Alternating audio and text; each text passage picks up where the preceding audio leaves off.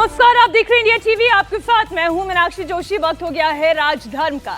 राजधर्म में आज बात प्रधानमंत्री नरेंद्र मोदी की शक्ति साधना से लेकर लेबनान में हो रहे सीरियल ब्लास्ट तक की बात होगी। बिहार में महादलित बस्ती में अग्निकांड को लेकर जो सियासी बवाल मचा है उस पर भी बात होगी। आपको बताऊंगी नवादा में जिन लोगों के घर जला दिए गए वो आखिर कौन थे और आग लगाने का आरोप किन लोगों पर है। साथ ही बताऊंगी कि इस पर कौन कैसे अपनी सियासी रोटी सेक रहा है। लेबनान में पहले पेजर में सीरियल ब्लास्ट और फिर वॉकी टॉकी में एक के बाद एक हुआ धमाका। अब सोलर पैनल में हो रहे ब्लास्ट। पूरी इनसाइड स्टोरी होगी आपके सामने, लेकिन सबसे पहले बात पाकिस्तान के रक्षा मंत्री के उस बयान की जिस पर देश में सियासी संग्राम छिड़ा हुआ है। आर्टिकल 370 जो अब एक इतिहास बन चुका है, उसे खत्म हुए 5 साल से ज्यादा का वक्त बीत चुका है, लेकिन उसे लेकर देश की सियासत अभी भी चरम पर है। क्यों? क्योंकि जम्मू कश्मीर में विधानसभा चुनाव है। पाकिस्तान ने भी अब इसी मसले में तड़का लगाने का काम किया है। आर्टिकल 370 को लेकर पाकिस्तान के रक्षा मंत्री ख्वाजा आसिफ ने एक बड़ा बयान दिया है। 370 पर पाकिस्तान कांग्रेस के सुर में सुर मिला रही है। पाकिस्तान के रक्षा मंत्री ने क्या कहा वो आपको बताती हूं। पाकिस्तान के रक्षा मंत्री ने कहा कि अगर नेशनल कॉन्फ्रेंस और कांग्रेस की सरकार बन जाती है तो आर्टिकल 370 एक बार फिर से कश्मीर में लागू हो सकता है। वो स्टैंड जो नेशनल कॉन्फ्रेंस और कांग्रेस का है वही स्टैंड पाकिस्तान का है। कांग्रेस और एनसी जीते तो बहाल करेंगे 370। कांग्रेस ने 370 को अपना चुनावी मुद्दा बनाया है। जोर शोर से कहा जा रहा है कि कश्मीर के लोगों का हक मारा गया, उन्हें हक दिलाने का काम करेंगे अगर घाटी में नेशनल कॉन्फ्रेंस और कांग्रेस की सरकार बन जाती है तो 370 की बहाली की जाएगी। पाकिस्तान के रक्षा मंत्री कह रहे हैं कि कश्मीर में आर्टिकल 370 की वापसी हो सकती है और ये बातें उन्होंने पाकिस्तान के टीवी चैनल में एक इंटरव्यू के दौरान कही। ख्वाजा आसिफ ने दावा किया कि अगर कांग्रेस और नेशनल कॉन्फ्रेंस जम्मू कश्मीर में सत्ता में आ जाए तो उन्हें उम्मीद है कि 370 की वापसी हो सकती है। उन्होंने क्या कहा, उनका पूरा बयान आप सुनिए।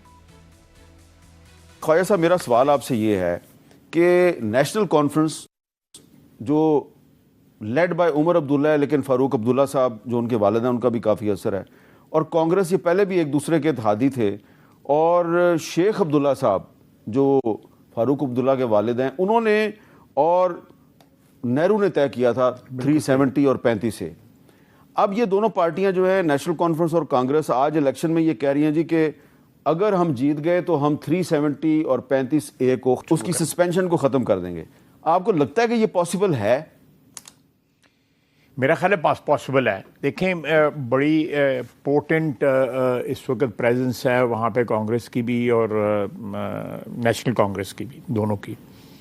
और इस इशू के ऊपर जो है मेरा ख्याल है कि जितनी मोटिवेट हुई है वादी की पॉपुलेशन, स्पेशली वादी से बाहर भी, लेकिन जो वादी में जो हुई है, तो मेरा ख्याल है कि उनको बहुत चांस है कि ये जो कोलिशन है ये हुकूमत में आए।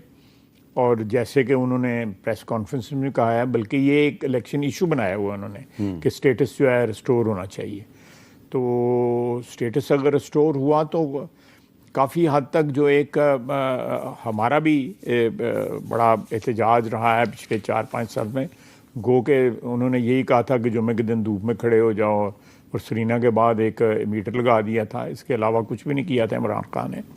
तो लेकिन अगर रिस्टोर हो जाता है स्टेटस जो है, तो मैं समझता हूँ कि एक जो ग्रीवेंस है कश्मीरियों को, मकबूजा कश्मीर के जो रहने वाले जो हैं, वो किसी हद तक एक जो उनको एक इंजरी है, एक ज़ख्म जो आया हुआ है उनका मोदी की तरफ से, उसमें कुछ ना कुछ मुंदमिल ज़रूर होगा। अच्छा, जो कांग्रेस के तर्जुमान हैं उन्होंने इस इशू पे क्या बात की, जरा सुने। कश्मीर का दिल जख्मों से भरा हुआ, उन जख्मों पर मलहम लगाने का वक्त आ गया है। सबसे पहली प्राथमिकता हमारी ये है कि जम्मू कश्मीर को फिर से स्टेट का दर्जा मिले, जम्मू कश्मीर एक ऐसी रियासत जिसका हक छीन लिया गया, एक स्टेट था उससे स्टेटहुड छीन ली गई, उसको यूनियन टेरिटरी बना दिया। वो हक उसका फिर से मिलना जरूरी है और ये हक हम दिलवाएंगे। ये कांग्रेस कह रही है जी कि ये हक हम दिलवाएंगे, तो क्या हम ये कह सकते हैं कि आज पाकिस्तान की जो रियासत है और इंडियन कांग्रेस जो है वो एक पेज और पे- नेशनल कांग्रेस और नेशनल कांग्रेस एक पेज पे आ गए? इस इशू पे बिल्कुल हमारा भी ये डिमांड है। जब से ये मोदी साहब ने ये वार किया हुआ है, एक कारी ज़रब लगाई हुई है कश्मीर के स्टेटस के ऊपर, अगर ये रिस्टोर हो जाता है, ये सिलेक्शन में ये लोग जीत जाते हैं, ये रिस्टोर कर देते हैं, तो कश्मीर के लोगों का आपको पता है उसके बाद कितना एहतजाज हुआ था और कितनी जो है उसके ऊपर कश्मीरियों के जो है वो किलिंग्स हुई। आपने सुना ख्वाजा आसिफ का बयान, लेकिन जम्मू कश्मीर में चुनाव लड़ रही पार्टीज का 370 पर स्टैंड क्या है वो भी जरा आप जान लीजिए। कांग्रेस जम्मू कश्मीर में आर्टिकल 370 को बहाल करने का जोर शोर से पहले ही ऐलान कर चुकी है, वो ऐसी मांग कर रही है, लेकिन जम्मू कश्मीर चुनाव में उसने इस मुद्दे पर चुप्पी साध रखी है। कांग्रेस नेताओं ने जम्मू कश्मीर को दोबारा स्टेटहुड दिलाने का वादा किया है, लेकिन ना तो मैनिफेस्टो और ना ही रैलीज में कांग्रेसी नेताओं ने 370 का जिक्र किया। लेकिन कांग्रेस की सहयोगी नेशनल कॉन्फ्रेंस खुलकर 370 बहाल करने की मांग कर रही है। महबूबा मुफ्ती की पीटीपी तो न केवल 370 और 35A को बहाल करने की बात करती है, बल्कि पाकिस्तान से बातचीत के साथ साथ दोबारा व्यापार करने की भी वकालत करती है। लेकिन बीजेपी ये साफ कर चुकी है कि 370 अब गुजरे ज़माने की बात हो चुकी है। कोई भी ताकत कश्मीर में आर्टिकल 370 को बहाल नहीं कर सकती। नेशनल कॉन्फ्रेंस अपने घोषणा पत्र में अनुच्छेद 370 की वापसी का ऐलान कर चुकी है। नेशनल कॉन्फ्रेंस के नेता हर मंच से स्पेशल स्टेटहुड दिलाने की बात करते हैं, 370 की वापसी की बात को दोहराते हैं, लेकिन जब इस मुद्दे पर उन्हें पाकिस्तान का समर्थन मिला तो अब वो ये कह रहे हैं कि पाकिस्तान का हमसे क्या लेना देना। भैया पाकिस्तान क्या कहता है मुझे क्या पता है, मैं पाकिस्तानी तो हूँ नहीं, मैं भारत का एक बाशिंदा हूँ। सरकार बनाती है तो स्टेटहुड के लिए सबसे पहले क्या किया जाएगा? मैंने 2 चीजें करूंगा। पहले मैं दरबार वापस लाऊंगा। उस दरबार मुंह से हम दोनों को नुकसान हुआ है। दरबार मुंह महाराजा पागल नहीं थे, दरबार मुंह जब करते क्यों करते थे? सर्दियों में यहाँ काम होता था, लोगों के पास जाते थे, सारे जाते थे, एक रिश्ता था जम्मू का और कश्मीर का, उस रिश्ते को इसने तोड़ दिया। गर्मियों में वहाँ आते थे और मेहनत से हमारे यहाँ काम करते हैं, क्योंकि हमारा सीजन बहुत छोटा है। उस दरबार मुंह को वापस लाना है। आप जाइए पूछिए जम्मू के लोगों को। फारूक अब्दुल्ला ने जो बातें कही, उनके बेटे और जम्मू कश्मीर के पूर्व मुख्यमंत्री उमर अब्दुल्ला ने भी उन्हीं बातों को दोहराया, क्योंकि उमर अब्दुल्ला को यह मालूम है कि जम्मू कश्मीर में अभी 2 चरण का चुनाव बाकी है। ऐसे में अगर वो पाकिस्तान की तरफदारी करते हैं तो शायद इसका खामियाजा चुनाव में ना भुगतना पड़े। तभी तो वो पाकिस्तान को नसीहत दे रहे हैं कि वो पहले अपने मुल्क को संभाले, हमारे इलेक्शन पर टिप्पणी ना करे। अब पाकिस्तान को हमारे से क्या लेना देना ना, हम तो पाकिस्तान का हिस्सा है ही नहीं। वो अपना मुल्क संभाले ना, हमें अपना संभालने दीजिए।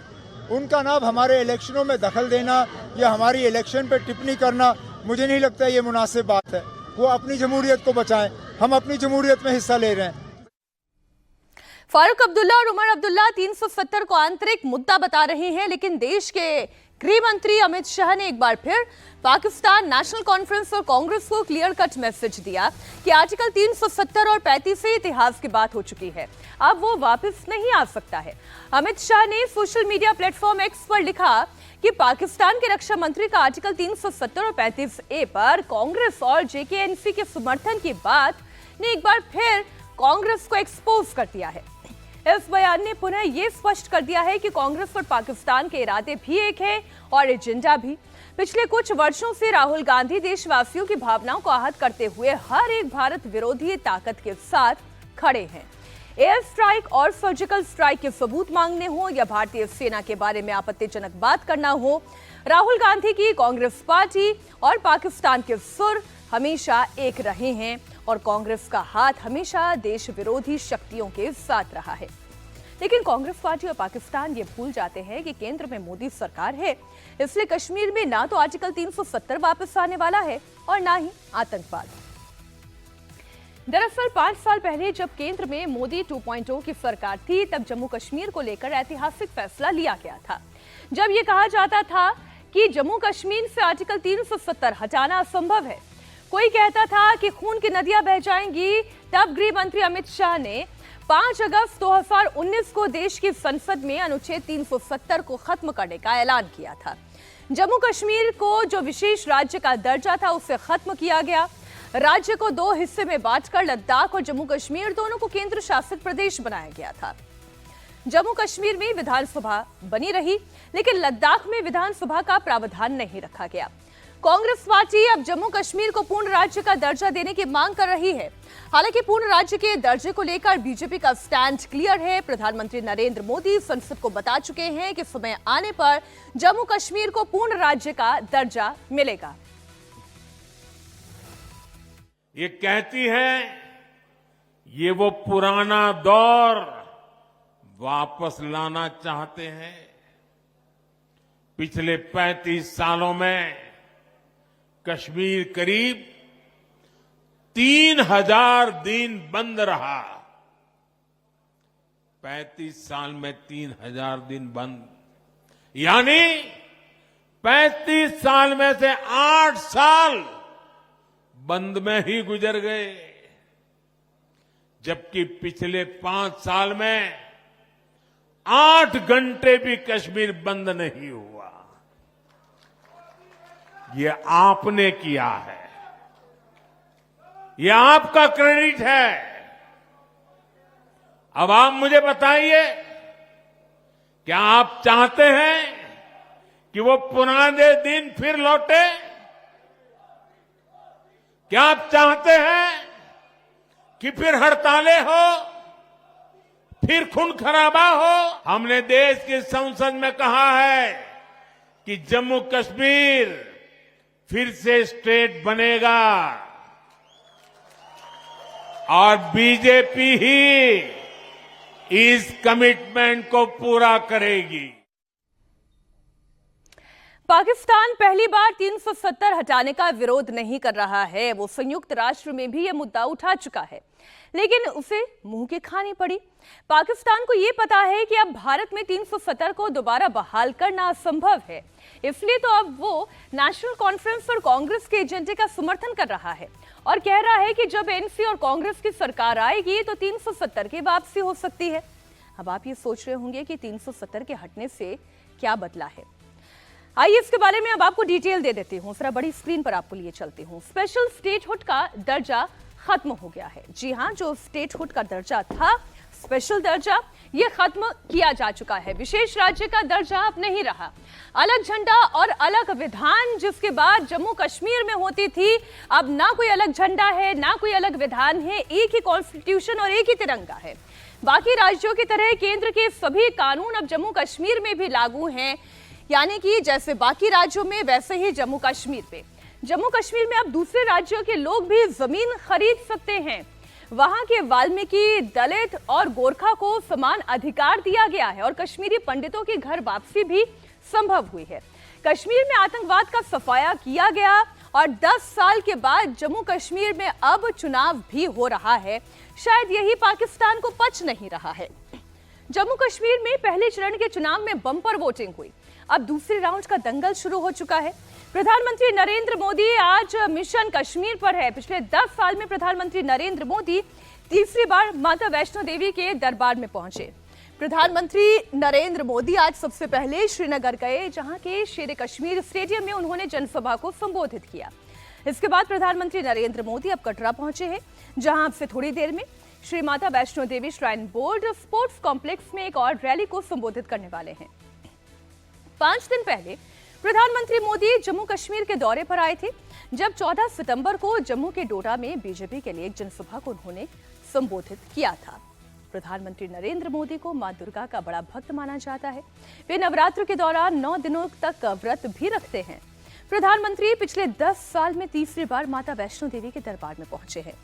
पहली बार मोदी तब वैष्णो देवी आए थे जब वो बीजेपी की ओर से प्रधानमंत्री पद के उम्मीदवार थे। यानी कि अप्रैल 2014 में उन्होंने माता का आशीर्वाद लिया था और लोकसभा चुनाव में उनकी जीत भी हुई थी। दूसरी बार 20 फरवरी 2024 को माता वैष्णो देवी के दर्शन के लिए पहुंचे। तब मां वैष्णो देवी का आशीर्वाद मिला उन्हें, सत्ता की हैट्रिक भी लगी। अब वो जम्मू कश्मीर चुनाव को लेकर वैष्णो देवी पहुंचे हैं। प्रधानमंत्री मोदी के दौरे को लेकर लोगों में बड़ा उत्साह देखने को मिल रहा है। क्या कहना चाहेंगे, आज प्रधानमंत्री को देखने के लिए कितनी उत्सुकता है और चुनावों के लिए 10 साल बाद ये मौका मिल रहा है, कितनी तैयारी? बहुत बढ़िया तैयारी है, इसमें कोई शिकवा नहीं है। और सबसे पहले तो हम लोगों की ये इच्छा थी कि हम उनको एक भगवान के रूप में देखना चाहते हैं। आपका क्या नाम है? अजय कुमार। अजय जी, क्या कहना चाहेंगे आज प्रधानमंत्री के इस सभा को लेकर?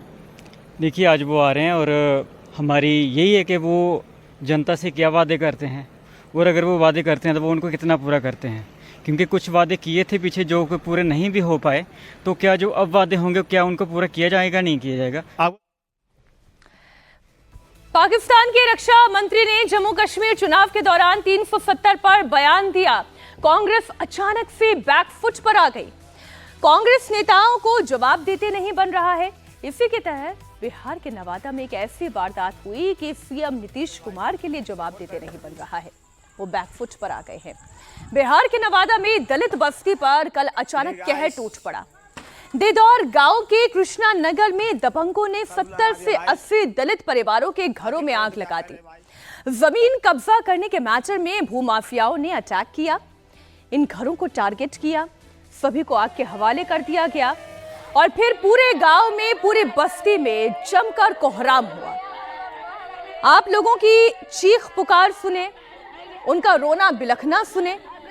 दलित परिवारों के साथ मारपीट की गई, उनका घर जला दिया गया, उनका आशियाना छीन लिया गया। वैसे भी तो कोई महलों में रह नहीं रहे थे, गरीब की झोपड़ी थी, लेकिन फिर भी सिर ढकने के लिए तो थी। उनके पूरी की पूरी टोले में आग लगा दी गई। आगजनी में जो लोग बेघर हुए हैं वो सभी गरीब परिवार के थे। पीड़ितों का आरोप यह है कि नंदू पासवान नाम का दबंग, उसने पूरी वारदात को अंजाम दिया। बिहार पुलिस ने इस आरोप की पुष्टि भी कर दी है। पुलिस ने मुख्य आरोपी नंदू पासवान समेत 15 आरोपियों को गिरफ्तार कर लिया है। पुलिस का कहना है कि 1995 से जारी जमीन विवाद में इस वारदात को अंजाम दिया गया। फिलहाल इलाके के 5 थानों की पुलिस फोर्स को डिप्लॉय किया गया है। नीतीश के आदेश पर एडीजी लॉ एंड ऑर्डर को घटनास्थल पर पहुंचने के बाद पूरी तफ्तीश का जिम्मा उनके कंधों पर है। नवादा में आखिर दलितों का घर क्यों जलाया गया, इसके पीछे कौन है, ये पूरी डिटेल आपको देती हूं। नवादा की दलित बस्ती में जो आगजनी हुई उसमें 21 घर जलकर पूरी तरह खाक हो गए। राहत की बात यह रही कि वारदात में कोई जख्मी नहीं हुआ। जिन लोगों के घर को जलाया गया वो मुसहर समाज से आते हैं, जो बिहार में अति पिछड़े वर्ग में आते हैं। यहाँ पर मांझी समुदाय के करीब 80 घर हैं। जिस जमीन पर मुसहर समाज के लोगों के घर थे उस पर 1995 से विवाद चल रहा है। विवाद दलित समाज से ही आने वाले पासवान समाज के साथ है। मुख्य आरोपी नंदू पासवान है। टाइटल सूट फिलहाल कोर्ट में चल रहा है, लेकिन कोर्ट के बाहर ऐसी आगजनी हो गई। तो एक बात तो साफ है कि नवादा में जमीन का यह विवाद करीब 30 साल से चल रहा है। आखिर कल ऐसा क्या हो गया कि इन दलितों के घरों को आग लगा दी गई, लेकिन साथ साथ बिहार की राजनीति भी इसमें सुलगने लगी। दरअसल पूरा मामला दबंगई से जुड़ा हुआ है। कल शाम 7 बजे के करीब 100 दबंगों ने दलित बस्ती पर धावा बोल दिया। रात का अंधेरा हो चुका था। लोग इससे पहले कि कुछ समझ पाते, कुछ कर पाते, दबंगों ने दलित समुदाय के लोगों के साथ मारपीट करनी शुरू कर दी। दहशत फैलाने के लिए हवाई फायरिंग शुरू हुई और जब अफरा तफरी में लोग अपनी जान बचाने के लिए इधर उधर भागने लगे तो दबंगों ने उनके घरों को आग के हवाले कर दिया। पहले ये कहा गया कि करीब 50 घरों को आग के हवाले किया गया है, लेकिन पुलिस ये कह रही है कि 21 घरों को जलाया गया है। जैसे ही आज सुबह यह खबर फैली कि नवादा में दलितों के घरों को जला दिया गया, इस पर सियासत तो होनी ही थी। सबसे पहले तेजस्वी यादव आए। राहुल गांधी ने एक्सपोज पर लंबा चौड़ा पोस्ट लिख दिया। बिहार सरकार को घेरा गया। तेजस्वी यादव ने कहा कि दलितों पर अत्याचार बर्दाश्त नहीं किया जाएगा, तो राहुल गांधी ने इसे बीजेपी से जोड़ दिया। राहुल गांधी ने कहा कि बीजेपी भारत के बहुजनों को दबाती है। लेकिन सबसे गंभीर आरोप लगाया केंद्रीय मंत्री जितिन राम मांझी ने। मांझी ने कहा कि इस अग्निकांड के लिए विपक्ष जिम्मेदार है और गिरफ्तार किए गए आरोपी यादव है। यही विरोधी दल के लोग और खास करके जो यादव समाज के लोग हैं, वे लोग जमीन के ये में एक आध दो दुसाध जाति के लोगों को अपना पक्ष में कर करके उनको आगे बढ़ा करके यहाँ घटना का अंजाम दिया है, जिसका प्रमाण यह है कि पुलिस जब पकड़ा धरी किया है तो 12 को ज्यादा भी लोग पकड़े गए हैं। तो इससे साबित यही हो रहा है कि समूचे बिहार में वो लोग अभियान चला रहे हैं कि शेड्यूल कास्ट जी जमीन पर रह रहा है तो न रह रहा है तो सब जमीन को अपना कब्जा में ले करके उसको अपना मकान बनाते हैं या बेचते हैं। इस पर सरकार को ध्यान देना चाहिए। विधानसभा में जब विधानसभा के सदस्य थे उस समय भी हमने कहा था कि बिहार में 70% परमाना पर्चा का जमीन है, एक पार्टी विशेष के लोगों के कब्जे में है, कब्जा किया जा रहा है, उस पर सरकार ध्यान दे। जितिन राम मांझी के आरोपों को तेजस्वी यादव ने तुरंत हाथों हाथ लिया और जवाब दिया। तेजस्वी यादव ने कहा कि मांझी आरएसएस के स्कूल से पढ़े हैं, इसलिए बिना तथ्यों के आरोप लगा रहे हैं। मांझी जी मंत्री भी रहे हैं, मांझी जी केंद्र मंत्री भी है, केंद्र मंत्री का दर्जा मुख्यमंत्री के लेवल का होता है। और जो भी बात उन्होंने कही उनको तथ्यों से लेना देना नहीं। मांझी जी उनका बेटा आरएसएस स्कूल से पढ़ा लिखे लोग हैं, जो आरएसएस के लोगों ने थमा दिया उसको केवल वही जो है पढ़े हैं, तथ्य से सच से उनका कोई वास्ता नहीं है। और भाई केंद्र मंत्री है, जाए ना मुख्यमंत्री को मेमोरेंडम दिए हैं क्या, मिले हैं क्या, किनकी सरकार है? दिल्ली से लेकर के बिहार तक तो उन्हीं की सरकार है। जिन लोगों ने आग लगाई जाओ पकड़ो, जेल में डालो, क्या दिक्कत है? लेकिन बिना तथ्यों के जानकारी के कुछ भी नहीं बोलना चाहिए। नवादा अग्निकांड में शामिल मुख्य आरोपी नंदू पासवान के साथ ही 13 आरोपियों को गिरफ्तार कर लिया गया है। घटना की जानकारी मिलते ही डीएम और एसपी समेत तमाम आला अधिकारी मौके पर पहुंच गए। हालात पूरी तरह सामान्य है। 5 पुलिस थानों की टीम यहां पर तैनात है। एडीजी लॉ एंड ऑर्डर मौके पर कैंप कर रहे हैं। पूरे मामले की जांच के लिए एसआईटी की टीम लगा दी गई है, लेकिन इस पूरे मामले पर सियासत जमकर हो रही है। क्योंकि जितिन राम मांझी ने यादव समुदाय पर आरोप लगाए, इसलिए सफाई देने के लिए लालू यादव भी सामने आए। समाज जितिन मांझी बिल्कुल गुमराह है और दिग्भ्रमित कर रहा है समाज को। एक जात व्यवस्था पर वो हमला हमेशा करते रहते हैं। इसको मैं देखूंगा और मैं पता करूंगा कि वहाँ पर क्या होगा और उचित कार्रवाई करेंगे। कानून व्यवस्था चौपट है। नवादा अग्निकांड पर सियासत हो रही है और ये सियासत केवल बिहार तक सीमित नहीं है, इसकी गूंज दिल्ली तक सुनाई थी। कांग्रेस की तरफ से प्रियंका गांधी ने कहा कि बिहार में कानून व्यवस्था ध्वस्त हो चुकी है, गरीब खौफ के साए में जीने को मजबूर है। इसके बाद राहुल गांधी ने ट्वीट किया। राहुल गांधी ने कहा कि बिहार में दलितों के पूरे टोले को जला दिया गया। बीजेपी और एनडीए के सहयोगी दलों के नेतृत्व में ऐसे अराजक तत्व शरण पाते हैं। बहुजनों को डराया जाता है, दबाया जाता है, जिससे कि वो अपने संवैधानिक अधिकार मांग ना पाए। राहुल गांधी के आरोपों का जवाब देने के लिए बीजेपी की ओर से आईटी सेल के हेड अमित मालवीय सामने आए। उन्होंने राहुल गांधी पर पलटवार किया और कहा कि ये जातीय संघर्ष नहीं है, बल्कि जमीन का झगड़ा है। सोशल मीडिया प्लेटफॉर्म एक्स पर उन्होंने राहुल गांधी के पोस्ट पर लिखा कि राहुल गांधी के हम आरक्षण हटा देंगे वाले बयान से एससी, एसटी और ओबीसी समाज बहुत आहत और आक्रोशित है। अपने पाप को छिपाने के लिए राहुल गांधी अब दलितों में भ्रम फैलाने की कोशिश कर रहे हैं। नवादा घटना 2 दलित गुटों के बीच जमीन के विवाद से जुड़ी है, जातीय संघर्ष से नहीं। जिनका घर जला वो दलित हैं। नंदू पासवान और उसके लोग जिन्होंने घर जलाए वो भी दलित है। सिखों के बाद अब दलितों के नाम पर बालक बुद्धि राहुल गांधी अपने राजनीतिक रोटियां सेकने की कोशिश कर रहे हैं। मामला महादलितों से जुड़ा हुआ है, इसलिए मायावती भी तुरंत एक्टिव हुई। मायावती ने नवादा अग्निकांड के पीड़ितों के लिए इंसाफ की मांग की। मायावती ने कहा कि बिहार के नवादा में दबंगों के द्वारा गरीब दलितों के काफी घरों को जलाना ये बेहद गंभीर है। बिहार सरकार दोषियों के खिलाफ सख्त कानूनी कार्रवाई करे, साथ ही पीड़ितों को फिर बसाने के लिए आर्थिक मदद करे। बिहार में महादलित का कॉन्सेप्ट नीतीश कुमार का ही लाया हुआ है, जिसमें उन्होंने उन जातियों को रखा था जिनका अब तक विकास नहीं हो पाया है। ऐसे में जेडीयू नेता और बिहार सरकार के मंत्री जमा खान सामने आए। उन्होंने कहा कि दोषियों पर सख्त कार्रवाई होगी।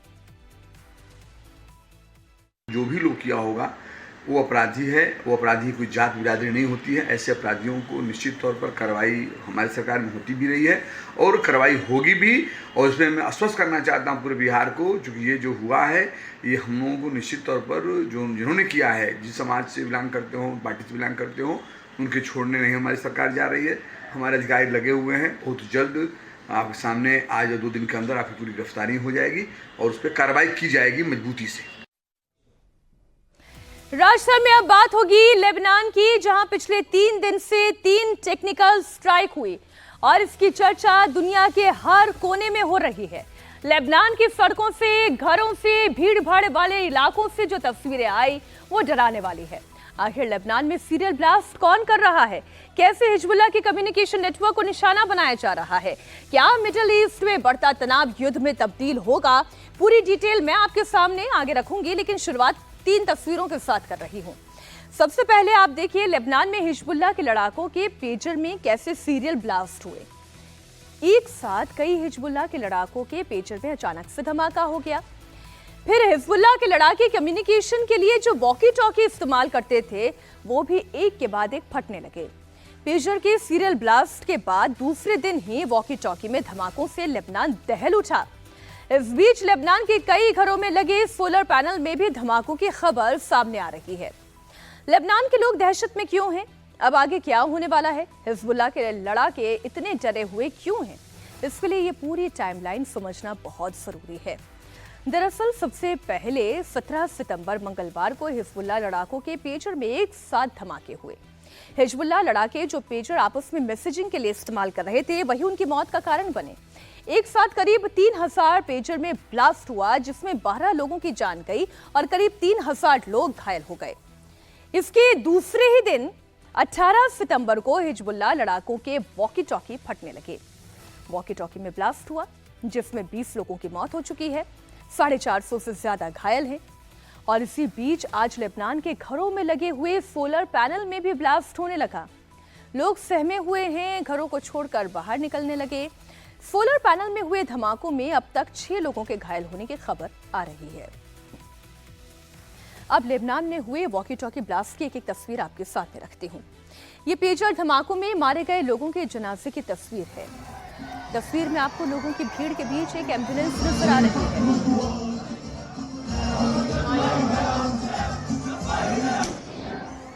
ये देखिए, एम्बुलेंस के पास चल रही भीड़ में ही आप देखिए अचानक से हिजबुल्लाह लड़ाके के वॉकी टॉकी में ब्लास्ट हो गया। ये रही ब्लास्ट की तस्वीर। अफरा तफरी मच गई, लोग अपनी जान बचाने के लिए इधर उधर भागने लगे। अब लेबनान में हुए वॉकी टॉकी ब्लास्ट की एक और तस्वीर आपको दिखाती हूँ। कार में सवार हिजबुल्लाह लड़ाके के वॉकी टॉकी में अचानक से धमाका हुआ। कुछ ही पलों में कार आग के गोले में तब्दील हो गई और धू धू करके जलने लगी। धमाका इतना बड़ा था कि कार जलकर पूरी तरह खाक हो गई। तीसरी तस्वीर में आपको एक इमारत दिखाई देगी। उस इमारत में आग भी आपको दिखाई दे रही होगी। बताया जा रहा है कि हिजबुल्लाह लड़ाके के वॉकी टॉकी में धमाके के बाद इमारत में आग लग गई। इमारत में रहने वाले दूसरे लोग धमाके की आवाज सुनकर घबरा गए और अपनी जान बचाने के लिए तुरंत बिल्डिंग को खाली करके वहां से भागने लगे। वॉकी टॉकी में हुए ब्लास्ट कितने खतरनाक थे, इसकी तस्वीर को देखकर ये तो अंदाजा लगाया जा सकता है कि ये ब्लास्ट जानलेवा है। ये हिजबुल्लाह लड़ाके की स्कूटी की तस्वीर है जो वॉकी टॉकी में हुए धमाके के बाद पूरी तरह जलकर खाक हो गई। जरा सोचिए, स्कूटी सवार का इस धमाके में क्या हाल हुआ होगा। वॉकी टॉकी में जो धमाके हुए उनकी इंटेंसिटी पेजर धमाके से ज्यादा नजर आ रही है। बीच शहर का ऐसे ही एक इलाका जहां पर ये एक 2 व्हीलर खड़ी हुई है, इसी में एक वॉकी टॉकी भी मौजूद थी और वॉकी टॉकी को इस्तेमाल करने वाला हिजबुल्लाह का लड़ाका भी।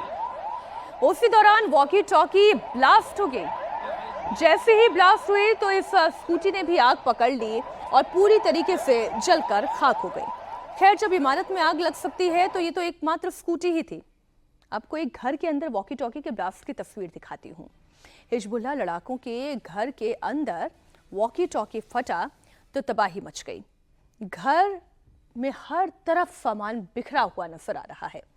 ये धमाका कितना जोरदार था, ये तस्वीरें देखकर आप अंदाजा लगाएं। घर के अंदर वॉकी टॉकी के टुकड़े नजर आ रहे हैं। आसपास जो सामान है वो छितरा हुआ नजर आ रहा है। अगर इस वॉकी टॉकी के नजदीक कोई शख्स होता और अगर वॉकी टॉकी किसी के हाथ में होता तो उसकी तो मौत तय मानकर चलिए, क्योंकि अगर घर का ये हाल है तो इंसान का क्या हाल हुआ होगा। वॉकी टॉकी में सीरियल धमाकों के बाद लेबनान में किस तरह की अफरा तफरी मची है, उसकी एक और तस्वीर आपको दिखाती हूं। पहले से ही पेजर धमाकों से दहशत में लोग वॉकी टॉकी में सीरियल ब्लास्ट के बाद से सहम उठे हैं। घरों से बाहर निकल आए हैं। सड़कों पर लोगों की भीड़ नजर आने लगी। हर कोई अपनी जान बचाने के लिए सेफ जगह ढूंढने लगा। लेकिन सेफ जगह आखिर कौन सी हो सकती है? भीड़ में चलिए, वॉकी टॉकी में ब्लास्ट हुआ तो जान जाने का खतरा। घर के अंदर भी ब्लास्ट हो गया क्योंकि वॉकी टॉकी था।